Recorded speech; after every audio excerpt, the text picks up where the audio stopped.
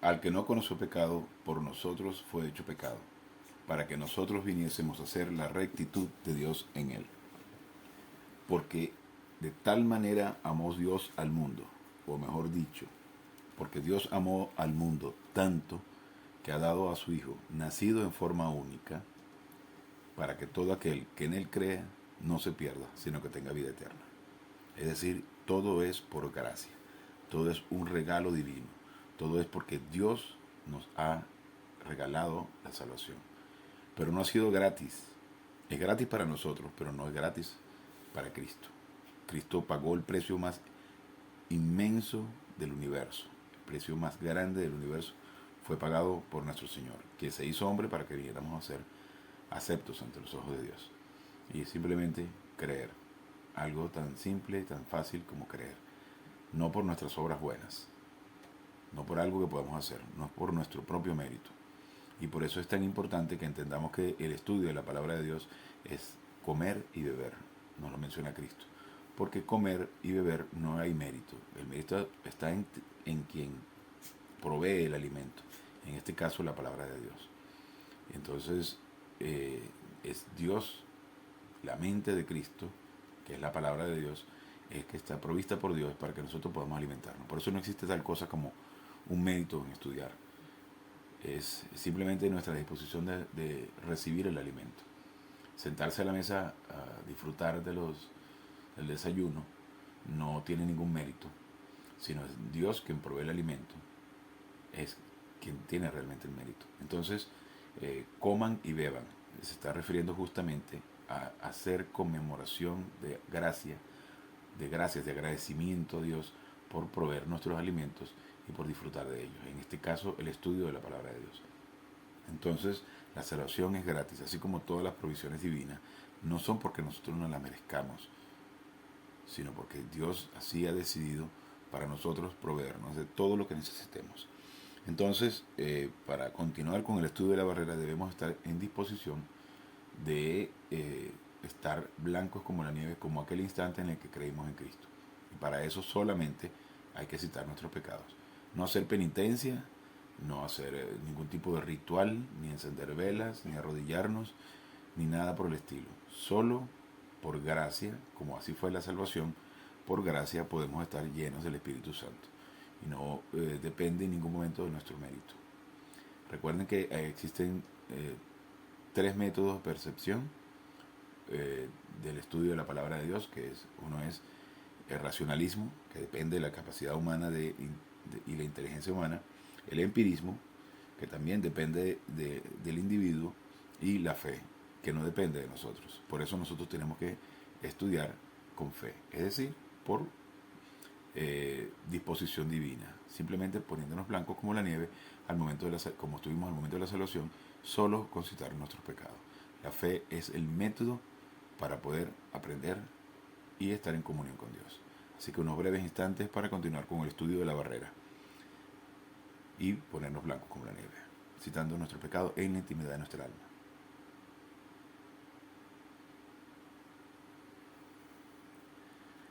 Gracias, Padre, por este maravilloso privilegio que nos das una vez más de poder estudiar tu maravilloso plan.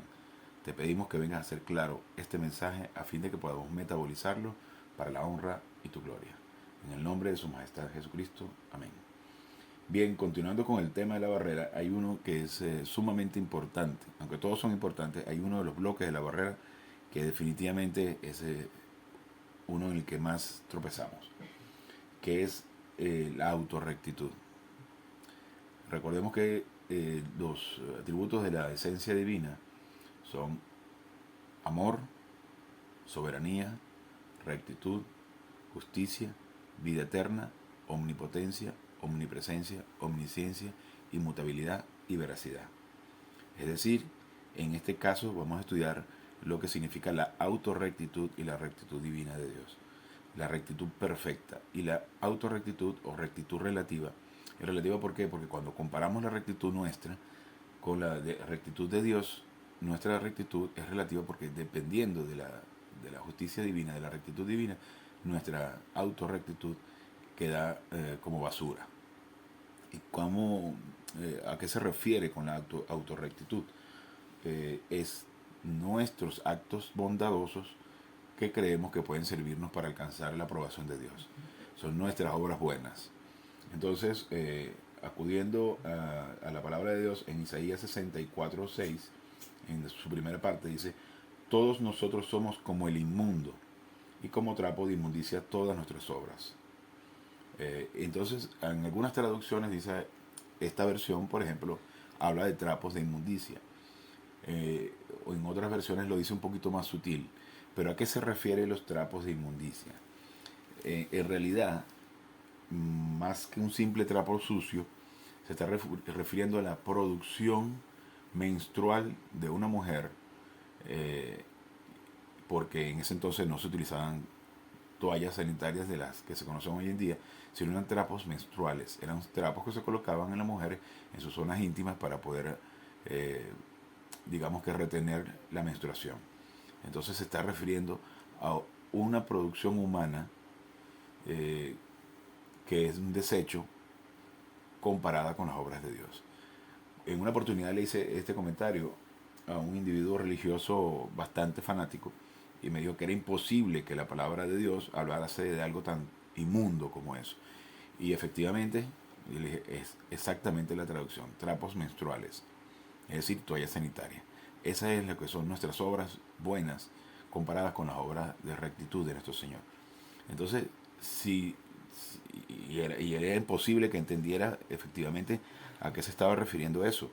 Pero podría hablar de cualquier de basura o de cualquier otra cochina que pueda existir. No, se está refiriendo justamente a eso porque los trapos menstruales son justamente una producción humana. Entonces es queriendo comparar nuestras obras de autorrectitud con las obras divinas, es eso justamente, inmundicia. Entonces, esa es la forma en la que Dios ve nuestras obras buenas. Esa es la forma en la que Dios ve justamente cuando un individuo trata de impresionar a Dios, creyendo que puede impresionar a Dios por medio de sus actitudes positivas. Ahora, ¿existe producción espiritual humana? Sí, sí la existe, claro que sí. ¿Existe producción humana que sea acepta ante los ojos de Dios? Por supuesto que sí existe. Pero todo tiene que depender de cuál sea tu disposición en tu espíritu. Todo va a depender incluso si estás lleno del Espíritu Santo, si es una obra de bien divino. Ahora, ¿significa esto que eh, yo sí puedo hacer un donativo a una casa de huérfanos y ser visto bien ante los ojos de Dios? Claro que sí, pero eso va a depender cuánto conocimiento de la palabra de Dios tengas, cuánta doctrina tengas habitando en tu alma, cuánta vanidad esté en tu vida, en tu alma, cuando haces esa donación. Porque no es lo mismo que yo haga una obra buena y necesite fanfarrias, y necesite pompas, y necesite anuncios públicos, y necesite de alguna manera reconocimiento por hacer eso. Eso no es lo mismo que hacerlo en la mayor intimidad como un acto de conmemoración y agradecimiento a Dios, estando en la llanura del Espíritu Santo. Puede estar dando un simple vaso de agua, pero en ese instante estar lleno del Espíritu Santo, sabiendo que efectivamente estás haciendo una obra de conmemoración. ¿Y qué significa esto? Significa que tú en ese momento estás dándole gracias a Dios, porque lo poco que puedes dar es una manifestación de agradecimiento a Él por todo lo que has recibido del Padre. Entonces, las obras, hay una grandísima diferencia, y tengo que meterme en este tema, por supuesto, porque es imposible evadirlo, es el diezmo. Hay una grandísima diferencia entre el diezmo y el dar. Nosotros en la edad de la iglesia no tenemos que estar diezmando. Es una falacia, es una corrupción de la palabra de Dios, es una forma de percibir dinero de muchos establecimientos religiosos pidiéndole dinero a los feligreses pensando que de esa forma los feligreses, bueno, efectivamente sabrán o no, o lo harán inconscientemente, pero los dirigentes de esos establecimientos pensarán que es una forma de manipular a la gente y conseguir cash. Ahora, el individuo que se deja de alguna forma manipular es por su ignorancia, por no conocer. El diezmo, es importante que quede claro ese tema, el diezmo no era más que el impuesto sobre la renta para el Estado de Israel en el Antiguo Testamento. El pueblo de Israel era una teocracia, es decir, el gobierno era el gobierno divino, era Dios quien gobernaba el pueblo de Israel, y era ese diezmo que iba dirigido a la manutención de la familia de Leví. Es decir, la familia de Leví recibía su manutención para que pudiesen dedicarse exclusivamente al estudio y a la enseñanza de la palabra de Dios. Es decir, que ese diezmo no era más que el impuesto sobre la renta, y lo pagaban todos los habitantes del pueblo, no era necesariamente los religiosos, los individuos religiosos o afectos a la religión, que lastimosamente a lo largo de los años ha sido manipulado por dirigentes religiosos para precisamente recibir dinero. Incluso se hacen millonarios con eso. Entonces es triste ver cuando hay muchísima gente que está pasando necesidades económicas y van y aportan el 10% dejándose manipular por su ignorancia, por esos individuos, y entregan dinero sin conocer realmente que el origen del diezmo y el propósito del diezmo no es ese. Ahora, ¿por qué es más importante dar? Tiene un significado mucho más grande. Porque dar representa un acto de conocimiento de la palabra de Dios y un acto de agradecimiento, de conmemoración a lo mucho que se ha recibido de nuestro Señor. Entonces, donde el énfasis no está en el dinero, o qué bien me siento por haber donado, o qué bien me siento por haber aportado a la iglesia, o qué bien me siento porque yo soy mejor. E incluso hay gente que trata de que el sobre se vea lo más lleno posible, o que los vean depositando una cantidad de dinero. Entonces eso es satánico total, es perverso pensar que puedes negociar con Dios aportando dinero cuando Dios es el dueño de todo el oro y la plata del mundo. Entonces es triste ver ese tipo de actos porque efectivamente la persona está creyendo que está haciendo una obra buena y definitivamente no tiene nada que ver con Dios, tiene más que ver con Satanás. Entonces, dar significa un acto de conmemoración, de agradecimiento, donde el foco, donde el énfasis está puesto sobre Cristo y su maravillosa obra en la cruz. Y por todo lo que debemos agradecerle, porque realmente, a partir del instante que tú crees en Cristo, ya no te perteneces, tú le perteneces a Dios. Fuiste comprado con la sangre preciosa de Cristo para ser liberado del mercado de esclavos. Entonces, el dar tiene un énfasis infinitamente más grande que el diezmar, y lamentablemente no se conoce. Bueno, volviendo al tema de trapos de inmundicia, dice que los trapos de inmundicia, ese David Guzik, el teólogo, que son o un trapo con menstruación, que son las descargas corporales, eran consideradas impuras porque eran la muestra de una naturaleza humana pecaminosa y caída. Así que incluso las cosas que consideramos como buenos actos en nuestro favor forman parte de la corrupción en nuestra caída. En muchas versiones de la Biblia, este versículo o esta palabra menstrual está borrada y fue, digamos que, maquillada un poco para evitar que sonara tan fuerte. Y muchos pastores y sacerdotes evitan mencionarla tal cual, porque justamente les parece muy asqueroso el término. Pero definitivamente es así como Dios lo ve. El término correcto es trapos menstruales. Y justamente la idea de esto es que nosotros entendamos lo asqueroso que para Dios es todas aquellas obras que están hechas en la naturaleza de la carne. Y es justamente eso. Si dice que todas las obras pasarán por fuego, y si colocamos en una hoguera obras o elementos o materiales como paja, heno o hojarasca, y que también ponemos diamante, oro y piedras preciosas y las colocamos en fuego, obviamente las primeras van a desaparecer. Y es justamente la comparación que existe entre las obras de bien humano, es decir, aquellas obras hechas en la naturaleza de la carne, en la naturaleza de pecado, y las obras de bien espiritual, que son aquellas hechas en la llenura del Espíritu Santo en conmemoración y agradecimiento por la obra de Cristo en la cruz. Entonces es importante que veamos que la diferencia grandísima entre una cosa y otra. Y volviendo con nuestro tema de la barrera, dice el dilema de las buenas obras. Esto estoy ahora en el libro de la barrera del coronel Robert B. Thien. Bien, dice, las buenas acciones de la humanidad, la rectitud relativa de Isaías 64:6, forman el ladrillo más engañoso de la barrera. Con frecuencia las buenas obras conducen a las mismas ilusiones legítimas y santurronas que Nicodemo creía sobre sí mismo. Algunas de estas incluyen: voy a ir al cielo porque merezco ir al cielo. Voy al voy al cielo porque he llevado una buena vida. Voy al cielo porque he sido religioso. Pero todas las buenas acciones en el mundo solo suman la rectitud relativa. La rectitud perfecta de Dios no puede tener nada que ver con la rectitud relativa del hombre. La única manera de que el hombre tenga una relación con Dios es poseer una rectitud igual a la de Dios. Y la única forma es creer en Cristo. He escuchado muchísimas veces personas que acostumbran a decir, se ganó el cielo. No, nadie se gana el cielo, es imposible. La única vía para llegar al tercer cielo, llegar al cielo, llegar en la presencia de Dios Padre, es estar justamente en comunión con Cristo, en comunión con Él a través de la sangre de Cristo en la cruz. Ok, no nos engañemos, la religión y la moralidad ofrecen falsas esperanzas de rectitud. Jesús dijo, si vuestra justicia, es decir, su vuestra rectitud, recuerden que la palabra eh, rectitud es dikaiosune y es la misma palabra para justicia, una sola palabra para dos términos, porque ambos forman la integridad de Dios. Ok, vuestra justicia no supera la de los escribas y fariseos. No entraréis en el reino de los cielos. En otra palabra, nadie es lo suficientemente bueno para entrar en el cielo. ¿Y cómo se puede quitar este ladrillo de la barrera?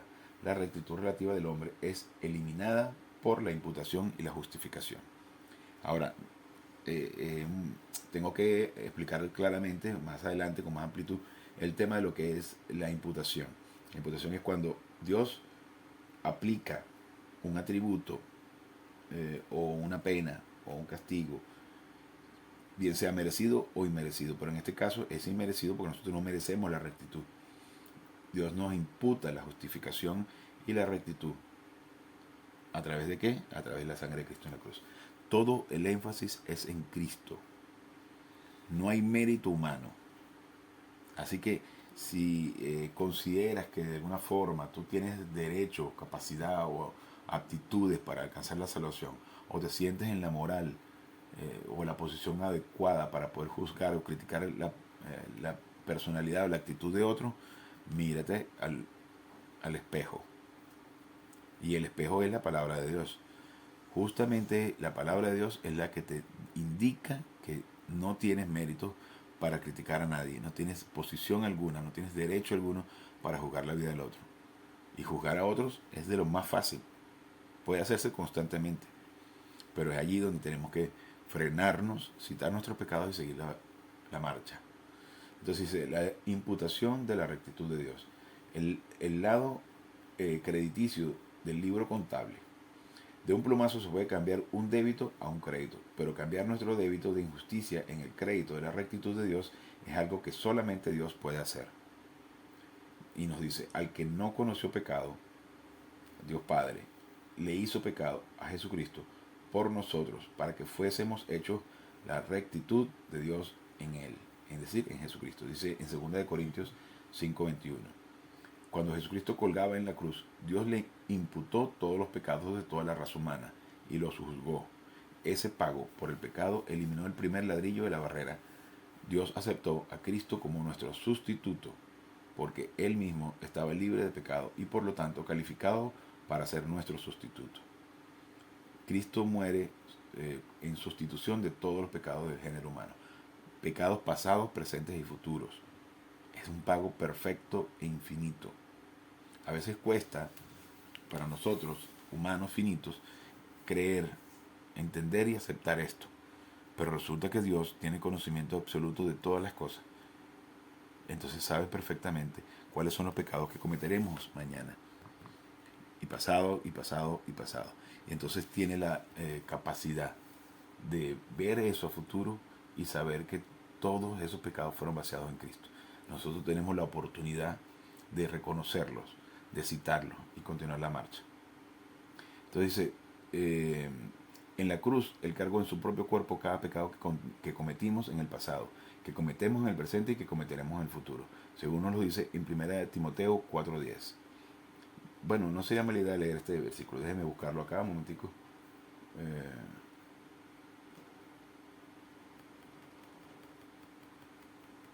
Vamos a ver. 1 Timoteo.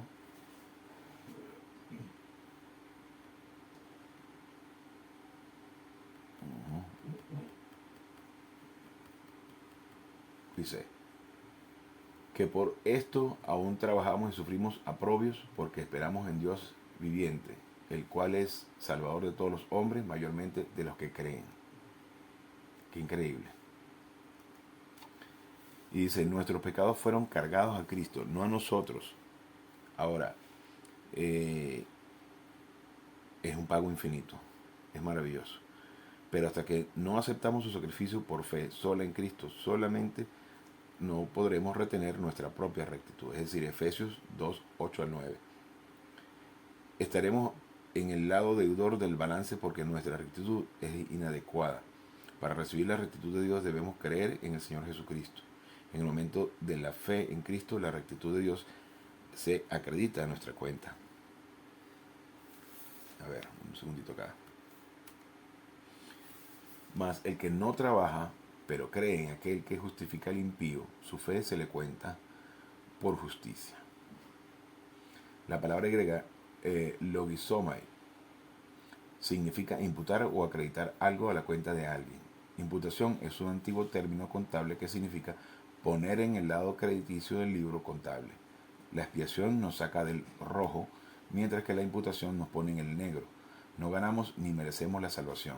No podemos trabajar para obtener la salvación. La obra de Cristo en la cruz extrae de nuestra cuenta la rectitud relativa y acredita a nuestra cuenta su rectitud perfecta. Mas por obra suya estáis vosotros en Cristo Jesús, el cual se hizo para nosotros sabiduría de Dios, y justificación, y santificación, y redención. Eso dice en 1 Corintios 1:30. La vana búsqueda de rectitud, que es algo típico, ¿no? ¿Qué diremos entonces? Que los gentiles que no iban tras la justicia alcanzaron la justicia. Es decir, recuerde que los gentiles, desde el punto de vista judío, los gentiles son todos aquellos que no pertenecen a la religión judía. Es decir, la justicia que es por fe. Romanos 9:30. Incontables gentiles se salvaron en los tiempos del Antiguo y el Nuevo Testamento. Qué contraste con los judíos religiosos que erróneamente confiaron en el cumplimiento de la ley mosaica y su propia rectitud para la salvación. No importa cuán devotos y respetuosos de la ley fueran, seguían poseyendo solo una rectitud relativa. Muchos gentiles, ignorantes de la ley mosaica, no iban tras la justicia, es decir, no podían alcanzar la justicia relativa, por supuesto, como estos judíos religiosos. Sin embargo, alcanzaron la rectitud de Dios. ¿Cómo lo lograron? Ellos alcanzaron justicia, es decir, rectitud, es decir, la justicia que es por fe, al creer en el Señor, tal como lo hizo el primer judío, Abraham. En el momento de la fe en Cristo, la rectitud de Dios le fue imputada. Es decir, no depende en ningún momento por ninguno de nuestros esfuerzos. Y es justamente el mayor regalo que puede haber, porque nos da la libertad de sentir que no debemos hacer algo. Muchísima gente pasa sus días creyendo que deben hacer algo para alcanzar la aprobación de Dios, cuando lo único que hay que hacer es descansar en la obra que sí complace. He aquí mi Hijo muy amado, en quien tiene complacencia. Es lo único que complace a nuestro Señor. Entonces, muchas gracias por estar allí, por darme y permitirme la oportunidad de hablar del regalo más maravilloso que es la salvación y de nuestro Señor Jesucristo. Con esto nos despedimos. Hasta la próxima clase. Una pequeña oración y nos retiramos. Gracias, Dios Padre, por esta oportunidad, este maravilloso privilegio de conocer tu maravilloso e increíble plan. Te pedimos que vengas a hacer claro todo este mensaje al fin de que podamos alcanzar la cima para la honra y la gloria de nuestro Señor Jesucristo. Amén.